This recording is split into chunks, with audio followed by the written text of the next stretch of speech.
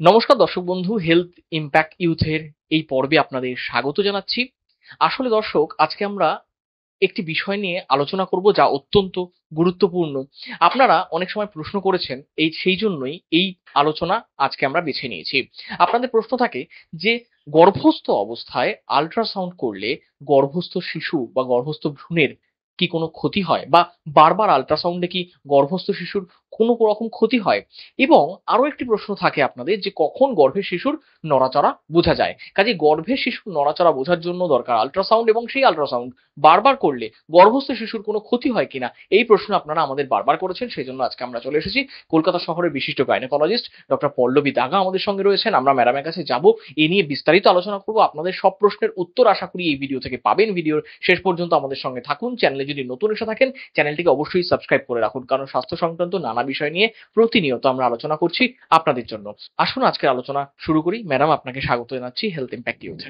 Hello, friends. Hello to everybody who was watching this podcast. আমার নাম doctor Pallavi ডাগা। আমি কলকাতায় প্র্যাকটিস করছি ফ্রম দ্য লাস্ট 17 ইয়ার, 17 বছর ধরে প্র্যাকটিস করছি সিন্স 2008। আমার চেম্বার ভবানীপুরে একটা বিখ্যাত গোল মন্দিরের পিছনে গ্রাউন্ড ফ্লোরে আছে গাইনি কেয়ার ক্লিনিক। আজকে আমরা যে টপিক নিয়ে আলোচনা করব সেটা হচ্ছে আল্ট্রাসাউন্ড সোনোগ্রাফি করে বাচ্চার কোনো ক্ষতি হয় কি না। এটা একটা ভেরি ইম্পর্টেন্ট টপিক, যেহেতু প্রেগনেন্ট মহিলারা সবাই চায় কি আমার বাচ্চাটা একদম সুস্থ থাকে, বাচ্চার কোনো ড্যামেজ না হয়, বাচ্চাকে আমরা ভালো ওষুধ ভালো ভিটামিন করে ভালো ওজন গুড ওয়েট বার্থ ওয়েট হয়। নাও আল্ট্রাসাউন্ড একটা টেকনোলজি যেখানে আমরা এই প্রোব গুলো ইউজ করি। এই প্রোব থেকে সাউন্ড ওয়েভস বেরোয়। সাউন্ড ওয়েভস যেটা যায় ইউট্রাসে, জরায়ু, গর্ভবতী জরায়ুতে, যেখানে বাচ্চাটা আমরা ইমেজ করতে পারি। দেখুন, ফর দ্য ফার্স্ট ইমেজ, স্ক্রিনটা দেখতে পাচ্ছেন? আমরা আল্ট্রাসাউন্ডে বাচ্চাকে খুব ছোট সাইজ থেকে আমরা দেখতে পারি। এইবার আপনি বিশ্বাস করবেন না, এই প্রেগন্যান্সি বেশি না, আপনি বাচ্চার হাত পা, বাচ্চার বডি, বাচ্চার ব্যাক দেখতে পাচ্ছেন। এটা হচ্ছে একটা 9 সপ্তাহ প্রেগন্যান্সি, মানে জাস্ট 2 মাস ক্রস করেছে।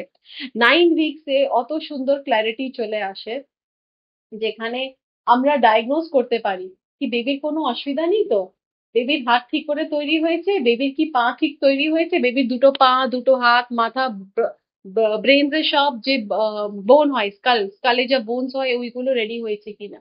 এই টেকনোলজিতে আমরা বেবির হার্টবিটটা দেখতে পারি। হার্টবিট কেন দরকার? হার্টবিট যদি এসে যায় দেন সব লেডিজরা নিশ্চিন্ত থাকে কি আমার বেবি ঠিক আছে। এবার সবাই অল প্রেগনেন্ট লেডিজ ওরা জানতে চায় কি ম্যাম, যখন চেম্বারে আসে, ম্যাম আমার কি বাচ্চা ঠিক আছে।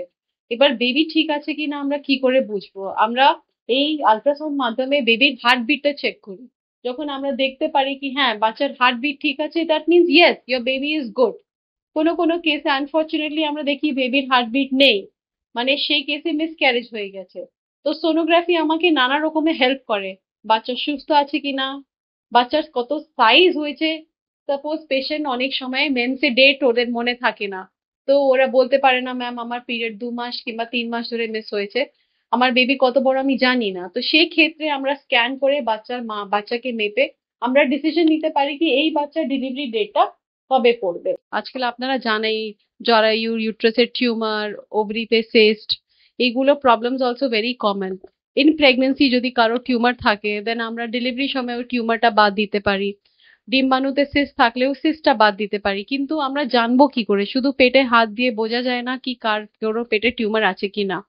আল্ট্রাসাউন্ড টেকনোলজি ইউজ করে এই ডিটেলস গুলো আমরা পেয়ে যাই, and this helps us in better patient care. আমরা পেশেন্টকে যখন বোঝাই কি ম্যাডাম আপনার এই প্রবলেম আছে, এর জন্য এটা লাগবে, আগে থেকে আমাদের কাছে ইনফরমেশন থাকে, অ্যান্ড আমরা সঠিক প্ল্যানিং করে সার্জারিটা করতে পারি।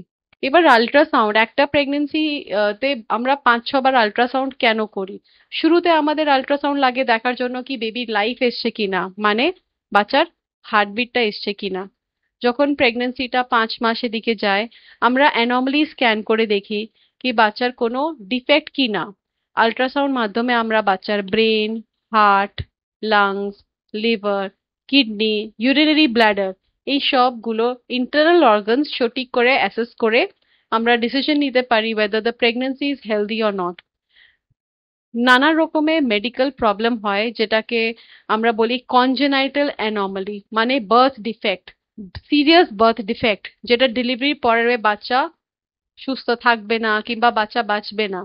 এইসব বার্থ ডিফেক্টস যদি আমরা টাইমে 5 মাসে ডায়াগনোজ করতে পারি, দেন ওই প্রেগনেন্সিটাকে ডেলিভারি অবধি না নিয়ে গেলে আমরা 5 মাসে টার্মিনেশন অফ প্রেগনেন্সি করে দিতে পারি। Supreme court, high court has given doctors permission কি আপনার অ্যাবনর্মাল প্রেগনেন্সি 24 উইকস অবধি টার্মিনেট করতে পারেন। এটা কিন্তু it is not a crime, it is a technology that we are using to diagnose the problem and helping the patient.